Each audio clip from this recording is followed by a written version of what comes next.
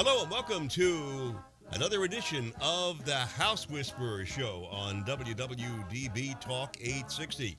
I'm Barry Reisman, inviting you to stay tuned for expert advice about maintaining your house from the roof to the basement with a guy who knows about all that stuff and everything in between, professional home inspector Jack Milne. And Jack, you have a special guest. How are you today? And tell us who's on the line with us. Well, thank you, Barry. Yes, I'm always lucky to have Mike Cantor on the phone from Pest Blaster. Mike and I have had a professional business relationship now for maybe 8 to 10 years. And through the years, Michael has really kind of stepped up to the plate and initially started with wood-destroying insects, and now he conducts radon testing for us, but also mold testing. And I wanted to bring Mike on because here it is, the beginning of April. It's almost getting warm, and it's time to start looking around our homes one more time. And one of the places that's kind of forgiven or even forgotten tends to be our basement and our crawl spaces. So, Michael, before we start, how can people reach out to you? Well, thanks for having me, Jack. Residents of New Jersey can contact us at 609-393-0606, Pennsylvania at 215-295-5555, and we invite all your listeners to check out our website at www.pestblaster.com. Beautiful. And, of course, everybody knows before we really kick in with the episode, I'd like to thank my sponsors because without them, I wouldn't be on the air today. So Bucksmont Inspections, as I mentioned last week, as the lawns start to grow a little bit here, if you have an on-site sewage system and you're noticing that your lawns are especially lush right now, you better get your on-site sewage system checked. And really, don't forget to pump that holding tank at least every 2 to 3 years, depending on use. So their website is bucksmontinspections.com. Burrow Exterminating, again, they work with us as well doing termite and radon testing.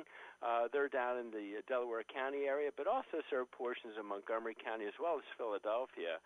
And their website is burrowexterminating.com. Of course, again, we've got Pest Blaster on the air as we speak, and their website, again, is pestblaster.com. BrainFleshGear.com. It's going to be that time of year where hopefully we're putting the winter things away and hopefully pulling out some of our spring things. And so if you're looking for something unique, reach out to BrainFleshGear.com. Whatever you like, they can make it. So it's easy enough as BrainFleshGear.com. Finally, Tri-County Inspection Company. That's my company. I've been operating since 1985, 70,000 some odd clients we've served over that period of time. And this past week we inspected a 157-year-old church. So whatever you think you need to have us look at, we can handle for you. And our website is tcinspect.com. Now, normally I jump right to the email box, but again, what I'm going to do is bring Michael back on the air. In fact, next week I'm going to have Ken Newdecker on the phone. We're actually going to talk about how to hire a contractor. So for the next 2 weeks, I'm going to let the email box go, but I promise you when I get back after these interviews, we're going to dedicate a show to the email box so I can answer all your questions. So, and as a reminder, please visit the website at housewhispershow.com or email me at thehousewhispershow@gmail.com. And for you 24/7 listeners, you can always visit www.dbam.com for a rebroadcast of today's shows or any of the shows that run during the week. And finally, just fresh news out of the box. Starting June 1st, this show is going to move from 2:30 to 11 a.m. on Sundays. This gives you a chance to sleep in, make coffee, read the paper, and tune into the House Whisperers. Yeah, we're all excited about that. Yeah, I can't wait for that either. So, well, let's kick in. So, Mike, today's show focuses on mold. This brutal winter is over, and as a homeowner, what should they focus on to determine if their house, in fact, has mold? Well, usually the average person, there's 3 different ways they would know that they have mold in their home. The first being somebody tells them, whether it be an inspector like yourself or myself or somebody just doing work at the house, sees something and makes them aware of it. But generally, the average person is going to have symptoms from being exposed to mold in their home, and it's going to be usually similar to those of like allergy symptoms. Sneezing, sore eyes, runny nose, congestion, itchy throat, and you might just push it off that it is just allergies. But what concerns people is when they only have those symptoms when they're home and they don't experience them when they're at work or at the store, whatever. It's only triggered at the house. So that's always a sign that there could be a mold issue in your home and you're having mold allergies derived from it. And the other way is simply you walk downstairs into your basement and you say, hey, what's this growing on my sheetrock? Or, hey, what's this growing on my wall? This wasn't here before. You see something, discoloration, spotting, blotching, things like that, and you don't know what it is, but most people will assume that it is mold and, pursue to have it tested. Yeah, that's a good point, Michael. And a lot of times, too, people think about humidification, adding that to their homes because of dry sinuses or static electricity with their carpets. And yes. We have to be careful with those because if you set them too high, then those, too, can breed bacterial spores not only in your home but also in your ductwork. And, of course. I think the recommended is about nothing above 55%. Yeah, as a home inspector, Mike, I just try to recommend they not use a central humidifier at all. Well, in a perfect world, that's what you would recommend, but yeah, and we try to live in that perfect world. We know it's not always going to go that way, but I try to encourage like local humidification. But it's true. We've had such a brutal winter this year. We've had power outages. We've had high winds. We've had I think the cumulative total of almost 5 feet of snow over the multiple storms we've had. And all these things, saturation of soils will bring moisture into the home. So, Mike, what do you think is the most common type of mold? I would say when we test, the mold spore that always pops up in air sampling is, well, actually it's a combination of two different mold spores. It's called Penicillium aspergillus, and they're two separate mold spores, but they're classified together because they're extremely similar in their classification. Every home has it, whether it be a brand new construction home or a 150-year-old church like you were just talking about. We're going to find evidence of it no matter what type of home it is, how old it is, or what level it is. It really all just depends on the actual spore count that's exposed to whoever's living there, which determines whether or not it's an issue. But it is something that pops up on every sample we do. Is there a certain percentage, Mike, that's deemed unsafe, or is it a spore count that's deemed unsafe? Well, it's really a spore count, and it all depends on which level of the home you're testing, where you kind of want to see the count for the mold spores. You're generally going to find your highest levels in your basement or your crawl space. And the average range for that spore, and it's kind of wide, but it's between about 500 to 2,000, what we call spores per cubic meter. And that's the unit of measurement for mold spores. Is there does it have a particular look? I mean, a lot of times I think most people are familiar with mildew, and we see it in our showers, in our bathrooms, from high moisture counts, from not opening a window, we're not utilizing a bath fan. Does it look like that, or does it have a different texture? Well, Penicillium aspergillus, I mean, it can be different colors. I mean, usually it's like the greenish, bluish color. It's usually what you'll see when you walk into a basement, you see spotting on the walls that, like, I don't want to use black, but it kind of has that dark greenish color to it. We want to separate black mold from other molds because, we'll probably talk about that later. Yeah. But whenever you see like the greenish mold or the bluish color mold, whether it's on framing or woodwork, sheetrock, the actual, if it's a basement or crawl space growing on the actual wall itself, the block wall, That's really what you're looking for that specific mold. But I mean, it's so common that it can grow pretty much anywhere in the home, and it's also, something that can grow on the outside of the home too, or be in the environment, in the air outside of the home. I always tell my clients and even our listeners today, go look in areas that you don't commonly look at.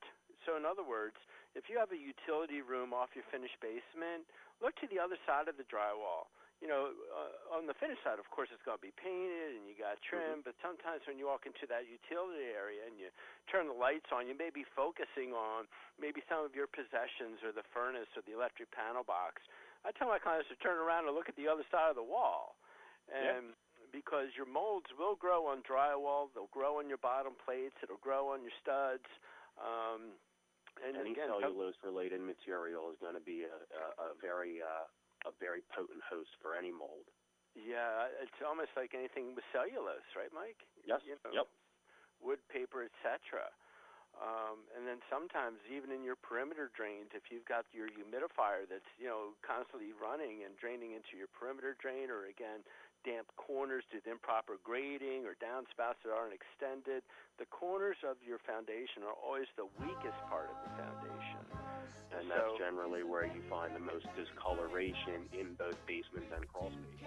I'm going to jump in here, gentlemen. We have to take a quick break, and we'll be back. We've got Jack Milne, as we have every week, and our special guest, Mike Cantor of Pest Blaster, and fascinating discussion, and we'll continue it right after this.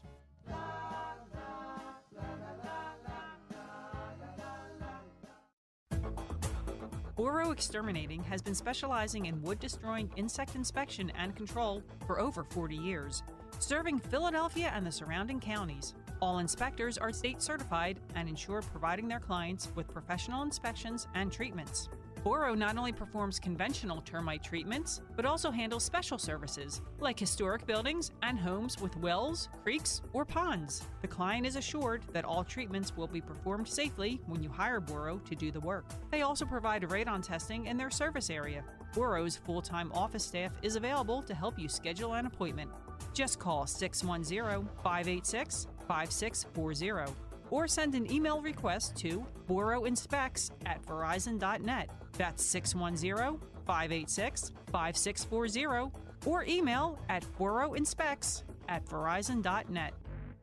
Specially created t-shirts by BrainFlushGear.com offer the extreme sports enthusiast an opportunity to have a clothing line available that suits their sport. BrainFlushGear.com understands that when we get the moment where we can jump on our motorcycles, wave runners, surfboards, snowmobiles, or skateboards, it can be priceless. They offer custom artwork including silk screening, transfers, and embroidery. Speak to one of their consultants today and they'll help you create your own Brain Flush. Visit BrainFlushGear.com or email them at contact@BrainFlushGear.com. For your septic inspection and testing needs, please consider Bucksmont Inspections. They've been serving the Bucks and Montgomery County areas for over 15 years. As members of the Pennsylvania Septic Management Association, the Pennsylvania Association of Sewage Enforcement Officers, and the Pennsylvania Association for Professional Soil Scientists, Bucksmont Inspections can inspect your existing septic system or test for your new septic system placement. Please call Rob Bowie at 215-669-4213 and say you heard their ad on the House Whisperers show. As the summer months quickly arrive and the temperatures gradually rise, so do the odds of all those filthy and unwanted critters invading your home like rodents, roaches, termites, and flies. Oh my! This summer, if you want to feel safe and secure from a possible creeping, crawling disaster, do yourself a favor and call the exterminating experts at Pest Blaster for all your pest control needs, including tests for radon and mold. Please visit pestblaster.com and you'll be sold. 215-295-5555. Tri-County Inspection Company has been providing professional home inspections, commercial inspections, and historic property evaluations for over 25 years. Tri-County Inspection Company covers 13 counties, serving both New Jersey and Pennsylvania. They've performed inspections for over 70,000 clients and are members of the American Society of Home Inspectors, as well as the Pennsylvania Home Inspectors Coalition. They are licensed in both Philadelphia and New Jersey. For all of your real estate transactions, call Tri-County Inspections at 215-295-2030. For their New Jersey clientele, call 856-853-4224. In PA, call 215-295-2030. In New Jersey, 856-853-4224.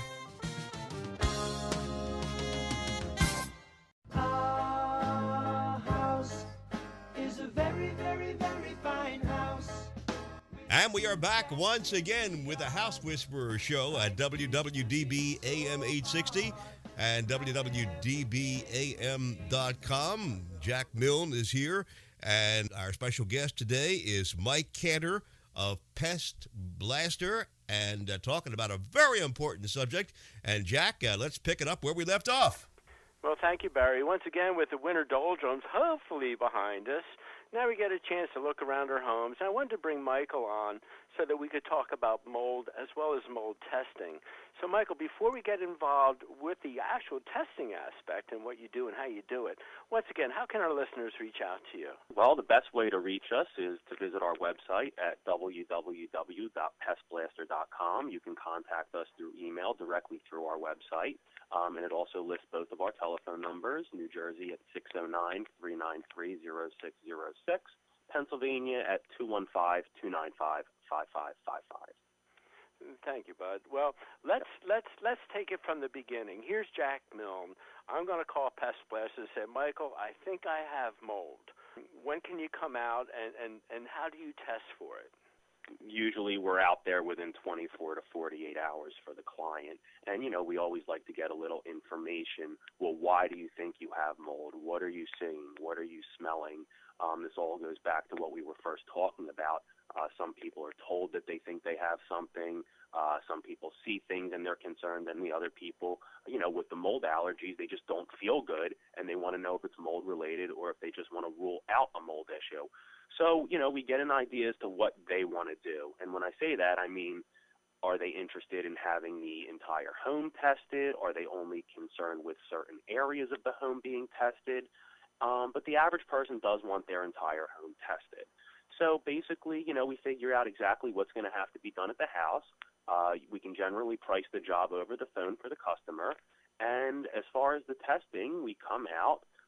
We have a machine that we set up on each level of the home, which takes a collective air sample of the air on that level.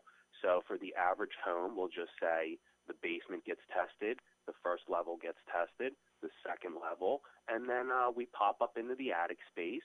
We check everything out up there, and if we see something that warrants testing, we will proceed to actually take an air sample up there too. And the reason we usually just don't automatically do it is because attic spaces in general just have very poor air quality. So we get what we call like stagnant air in the attic space, and basically mold's just going to continuously build up in the air. So sometimes you get readings that don't actually tell you whether or not there's really a problem. It's just the poor air quality up there. It's going to have higher mold content. So we take the air samples throughout the home. Sometimes, depending on the size of the home, multiple air samples might have to be taken on a specific level. And then a full visual inspection is done of the entire home, where if I see anything that I even remotely consider to be a possible mold source, I take a physical sample of it, and when all said and done, everything goes out to the lab. There's about a 3 to 4 business day turnaround time for the client to get their results. And when all said and done, the client knows exactly what molds they have in their home, broken down by each level, and also, more importantly, the actual spore count or the amount of mold spores in the air that they're breathing in on a day-to-day basis, because that ultimately is going to determine whether or not there is a significant mold issue in the home or not. You don't do any type of mold remediation? No, we're only a testing company. And personally, folks, I prefer that as well. It's like a home inspector does not perform work or any other services on your home, so there's no conflicts of interest. So, if you're looking for a mold test, contact Pest Blaster, but at the same time, through Mike and other sources, you can find someone who can remediate it. If for some reason you do pursue remediation for your home, I always stress to my clients it's very important to have an independent inspector perform the final test in the remediated area to assure that whatever the remediators did, they did correctly. You never want to have the remediators do the final test in the home. Great point, Mike. Great point. Yeah. And that has a lot to do with radon too. Yes. You always want an independent lab if you have to put a radon mitigation system in to have, once again, a Pest Blaster or some other company come out and just make sure that the system that is installed is working properly. Mike, what do you suggest for crawl spaces? These tend to be like no man's lands, where say, oh my God, it's behind the cover. I've never gone in. I don't want to go in. Any suggestions for those folks who might live in split levels or ranch homes that might have a crawl space? Well, it all depends on the setup. I mean, if there's a dirt crawl space, you get to have a vapor barrier put down to limit moisture. The whole thing is, and this is what people generally don't do, is you have to monitor the areas. A lot of people don't go in their crawl space, so they have no idea what's going on in there. Once a week, once every 2 weeks, pop in there, check it out, see if there's moisture in there, see if something's in there that doesn't look right. If you want to run a dehumidifier in there just to limit the moisture, because that's really where mold is going to derive from. It's always going to derive from a moisture source. So if you can limit moisture in an area, you're going to increase the likelihood of not having a mold issue down the road. Yeah, a lot of our homes will have foundation vents. Those are little slide vents that you can see sometimes on the side of your home, sometimes in front and rear of the home.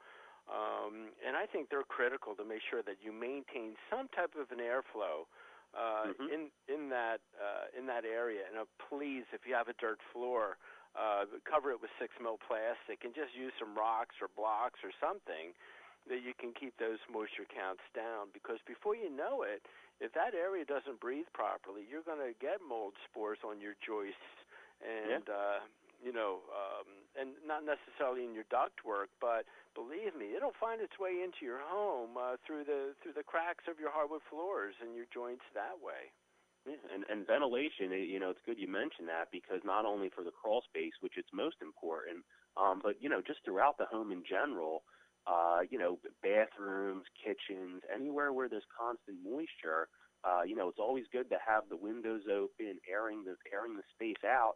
I can't tell you how many homes I go into where people have mold in their bathrooms and they don't have a fan in their bathroom. Mm-hmm. And the first question I ask is, well, do you open the window when you take a shower? Do you open a window? If you're in the shower for 5-10 minutes, is there a window open? And the answer is usually no. Maybe it's sometimes, cold. but often not. Yeah, it's cold.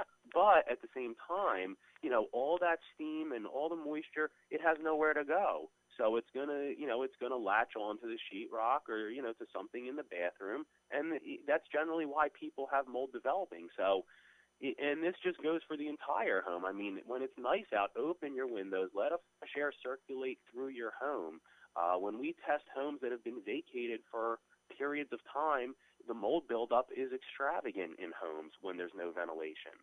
So, we always stress, try to air out the home as much as you possibly can.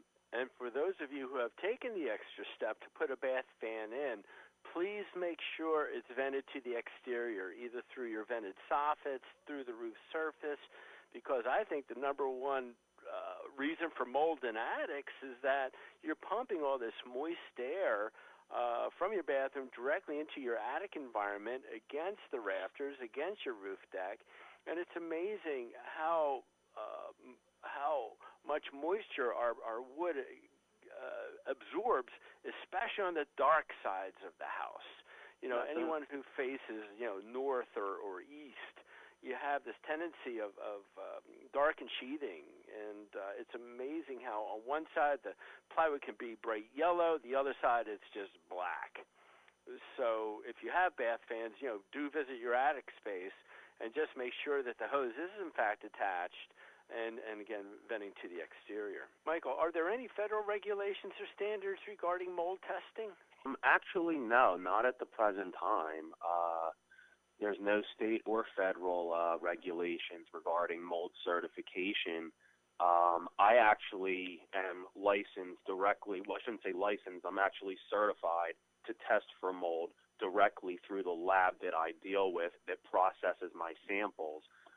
And that's generally how an average person gets involved with mold. They take certain courses through their lab, and then they get certified to test and have that lab read their samples.